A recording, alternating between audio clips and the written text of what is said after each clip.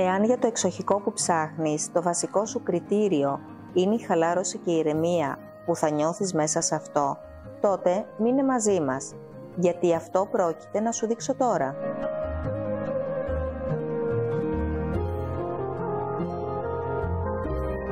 Αυτή η βίλα των 320 τετραγωνικών μέτρων στην κάτω Βέργα Καλαμάτας, μόλις 700 μέτρα από τη θάλασσα, είναι χτισμένη σε οικόπεδο 1450 τετραγωνικών μέτρων.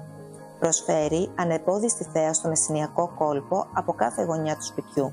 Ανοιχτοί χώροι πλημμυρισμένοι από φυσικό φως δημιουργούν ένα περιβάλλον ζεστό και λειτουργικό, ιδανικό για οικογένεια και φίλους. Ο χώρος έχει προεγκαταστάσεις για τρίτο δωμάτιο, ασανσέρ, τζάκι και πισίνα. Η κουζίνα είναι μοντέρνα, εργονομική και πλήρως εξοπλισμένη, φτιαγμένη για να εμπνέει. Τα υπνοδωμάτια, 2 μεγάλα μάστερ με δικά τους μπάνια, άφθονες ντουλάπες και ξεχωριστό χαρακτήρα. Εδώ η ηρεμία είναι δεδομένη. Και φυσικά η πολυτέλεια συνεχίζεται στο μπάνιο με μπανιέρα υδρομασάζ για χαλάρωση κάθε μέρα. Γρανιτένιο πλακάκι παντού, ανθεκτικό, κομψό και διαχρονικό.